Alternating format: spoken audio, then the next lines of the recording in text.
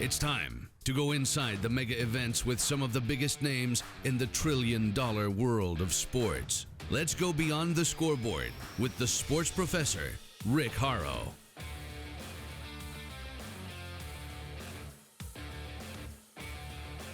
I'm the sports professor, Rick Horrow. Welcome to Beyond the Scoreboard, Inside the Mega Events. It's a trillion-dollar sports business, to be sure, and about 50 to 60% of those dollars are wrapped up in the mega events, the championships, Super Bowls, All-Star Games, World Series, Wimbledon, tennis majors, golf majors, NASCAR championships, IndyCar championships, Ryder Cup. All of those too numerous to mention. I'm in my office to kick off the show, but I'm not here a lot. I'll be on the road on a weekly basis to bring you the inside tips from those major events. The balance sheets, who wins, who loses, the interviews, how you put on the events, and how you sustain them. This is all brought to you by Edelman Financial. Money doesn't come with instructions. That's why we created Edelman Financial Services to help you with everything from college and retirement planning to managing your investments, helping you achieve retirement security. We're among the nation's top financial advisors. Come see how we can help you. Rick Horrow at an absolutely extraordinary Indy Women in Tech Summit as part of the larger golf tournament we have here in Indianapolis. Co-chair David Kerr, he's also managing director of Allos Ventures, a venture capital firm that invests in early-stage tech companies. But you're wearing another hat today. You're co-chairing this particular event. Tell us about it. I am. So today was the IWiT Summit, and what we brought 4 different speakers in from around the country for about 500 attendees, about 60-40 split, women to men. And the whole idea here is to help women with self-advocacy in their career. It's to give them tools and stories, inspiring stories about how they can move forward in the tech industry. And even more, from the language of the event, engaging leaders, middle managers, individual contributors with thought-provoking conversations from relatable speakers and activities. That's all great. I find it really unique that it's part of a golf event. So talk a bit about how this is all tied into the LPGA and to Group 1001 and Dan Towers and how this all came together. Yeah, well, I think the way it all got started, I believe Dan and Mayor Ballard were having a conversation and just talking about Mayor Ballard was mayor when Exact Target grew and ultimately went public and was sold to Salesforce in the city of Indianapolis. And I think Mayor Ballard had the vision and foresight to see, and Dan, to see how tech can affect a city like this. And so, ironically, 2 men started the Indy Women in Tech movement, but it quickly grew beyond that and involved all kinds of community leaders to get it going. Well, and clearly you have to have community leaders, critical mass of community leaders with some leverage and some vision. So your role as co-chair has been to help make this event even greater than it has been in previous years. So talk a little bit about how you got involved and how this event has grown. Yeah, so I had attended in previous years, and in previous years the whole steering committee was all women. And the idea was that this is a Women in Tech event, but they realized that the conversation really needs to include men. And they asked me if, and we asked some others to be on the steering committee this year, that it needs to be, it's both parties. We reach 50% of the population, and so it was important that we have men and women on that steering committee. And inclusiveness, inclusion, and diversity were 2 of the big themes we hear at the conference from beginning to end. How does that further the mandate of Indy Women in Tech, and has the conference accomplished the goal of moving the needle a bit in that direction? I think so. So in my career, I've been a CEO, a COO, a GM, an investor, mainly in tech companies of all sizes and stages.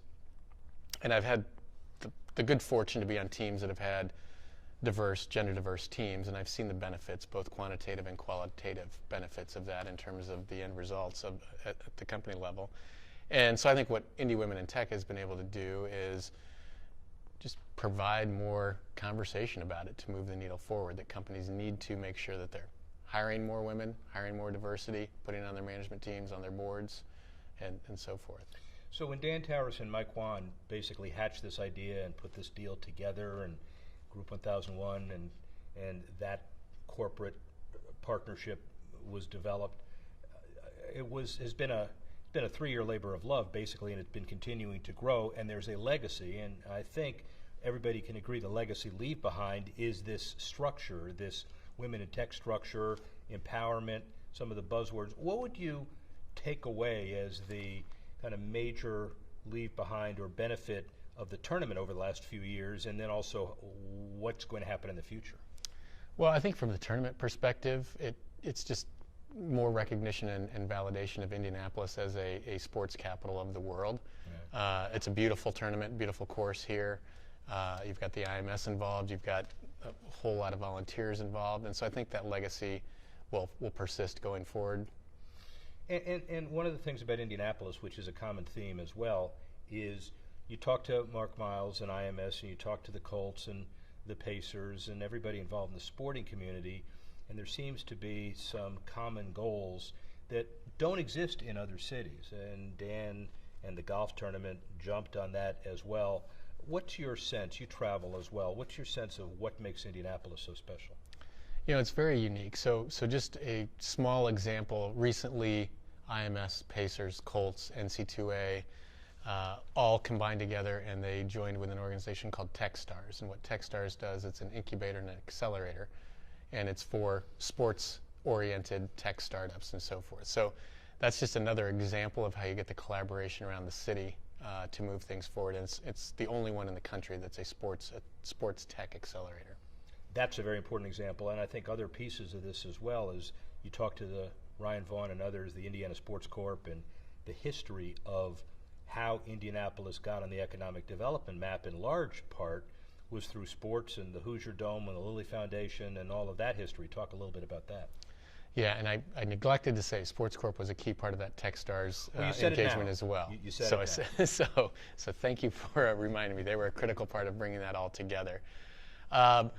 I'll show my age, but I remember being right here as part of the Pan Am Games, and that was probably one of the first events here in the city that was really brought the international spotlight on the city and the ability to bring volunteers together and to have an event that's probably only second or third to the Olympics in terms of size and the sports that they do, and that helped build out venues all over the city and so forth. And I think from that day forward, the Goldsmith administration and all the other business leaders and others, politicians moving forward, saw that as a real anchor and then a real asset with all the volunteers around sports. And I guess Mark Miles would also concur that putting on a successful Pan Am Games makes it easier to attract and then implement a Super Bowl and then other events that are really conventions for economic development. You just have a winner and loser at the end of the convention. No, absolutely. And I think the city, the foundation of all that is not just the city itself and the assets of the city, but the volunteer network that's been here. And I was a lot younger then, young kid when Pan Am Games were here, but you just saw all those volunteers and you've seen it going on from then on. Why do you have to reinforce the fact that you were young when the Pan Am Games? Embrace your age. Embrace your elderness. It's true. Wisdom. I have a lot of wisdom. A lot of wisdom at this. Wisdom. Is that what it's called? That's what it's wisdom called at this point in time. So David, one more question to kind of wrap it up. Give me your perspective on Indianapolis now as a sports city, where it has been, where it's going, and how important the Women in Tech initiative and the IWiT process has been to that next step. Yeah, so I feel like if you look around the city of Indianapolis just in the last decade, for instance, I lived in Europe for about 5 years, and coming back here, I saw so much progress across the city, not just with the sports facilities and venues. You've got the soccer team here now. You've got the wonderful AAA baseball here now. And you see those things continuing to kind of one begets the other. And you've got a great fan base here, great management, great corporate sponsors. So they all fit together. And then where I see IWiT fitting in is bringing in women's sports into the city and seeing credibility and validation around that as well. Really important perspective. David Kerr, thank you very much. Really thank you, Rick.